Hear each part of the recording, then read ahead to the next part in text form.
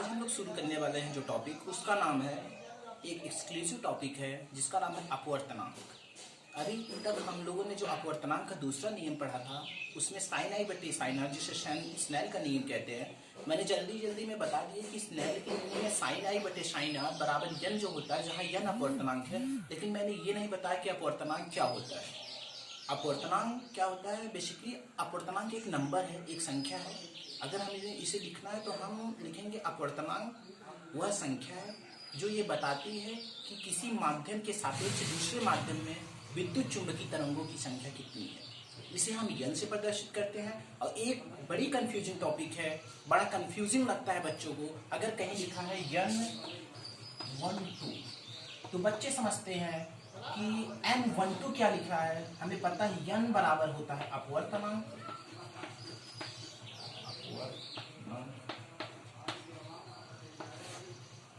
और 12 का मतलब होता है, थोड़ा सा इसमें क्रिटिकल है, आप ध्यान से समझना। बाद में 2 आ रहा है तो हम लिखेंगे दूसरे,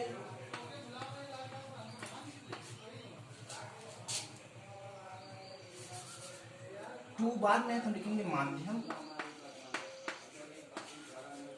2 में प्रकाश की चाल, माध्यम 2 में प्रकाश, माध्यम 2 में प्रकाश की चाल,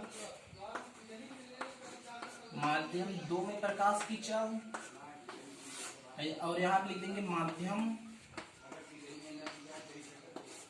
1 में प्रकाश की चाल, माध्यम 1 में प्रकाश की चाल।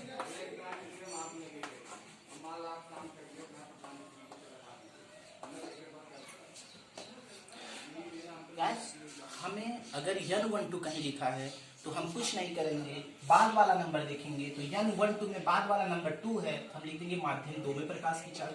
उसके बाद 1, माध्यम 1 में प्रकाश की चाल। कहीं अगर लिखा है यन 21 तो यहाँ पे हम लिखेंगे माध्यम, बाद वाला नंबर 1 लिखेंगे माध्यम 1 में प्रकाश की चाल बटे माध्यम 2 में प्रकाश की चाल। अगर कहीं लिखा है यन 32 तो बाद वाला संख्या 2 है तो यहाँ पे हम लिखेंगे माध्यम 2 में प्रकाश की चाल बटे माध्यम 3 में प्रकाश की चाल। अब ऐसे आप 5 बनाओ और बना के स्क्रीनशॉट मुझे कमेंट बॉक्स में भेजो। नहीं तो एक नंबर है जो हम आपको बता देंगे, कमेंट बॉक्स में लिख देंगे, उस नंबर पे आप व्हाट्सएप करो कि आप पढ़ रहे हो कि नहीं। ये पहली टॉपिक क्लियर हुई। दूसरी टॉपिक हमें समझाना है कि अभी तक मैंने बात किया उत्तल दर्पण में, क्योंकि इसके बाद लेंस स्टार्ट होने वाला है, उत्तल लेंस, अवतल लेंस। तो अभी तक हम 2 चीजें पढ़े, आभासी प्रतिबिंब, वास्तविक प्रतिबिंब। तो हम यहाँ पे बात करेंगे आखिर में क्या होता है आभासी प्रतिबिंब, क्या होता है वास्तविक प्रतिबिंब, या क्या होता है वास्तविक वस्तु, क्या होता है आभासी वस्तु।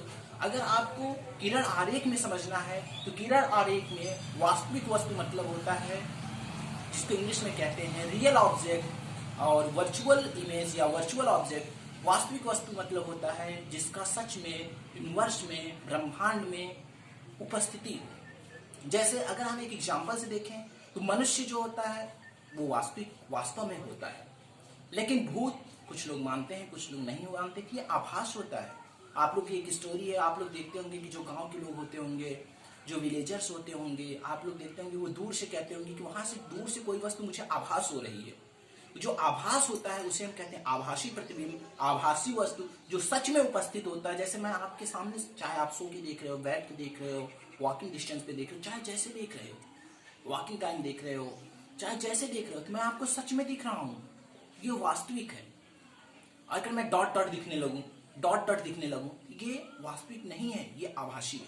और किरण आरेख में जहां डॉट डॉट, जैसे मान लीजिए ये मैंने बना दिया उत्तल दर्पण, सॉरी अवतल दर्पण। कैसे पता चला? क्योंकि इसका एक भाग उभरा है, उभरे ही भाग पर पॉलिश है और एक भाग दबा है। मान लीजिए यहां प्रतिबिंब बन गया, यहां प्रतिबिंब बन गया। अब यहां प्रतिबिंब सच में बन रहा है, ये हो गया वास्तविक। किसी दर्पण प्रतिबिंब यहाँ बनता है, डॉट डॉट लाइनों से अगर प्रदर्शित करना है, या पॉलिश की तरफ बन रहा है तो हम पॉलिश की तरफ बना प्रतिबिंब हम मान लेते हैं कि प्रतिबिंब बन रहा है, लेकिन बनता नहीं है तो उसे हम आभासी कहते हैं। जो प्रतिबिंब सच में बनता है उसे हम वास्तविक कहते हैं। ये बातें आपको समझ में आ गई होंगी। ये एपिसोड छोटा है, इसके बाद वाले एपिसोड जो होंगे वो एबव 15 मिनट होंगे, 15 मिनट से ज़्यादा के एपिसोड हम बनाएंगे, क्योंकि अब हम चीज़ों को जल्दी जल्दी कवर करने की कोशिश करेंगे। Keep love and support, please subscribe to my channel, share, like and bye.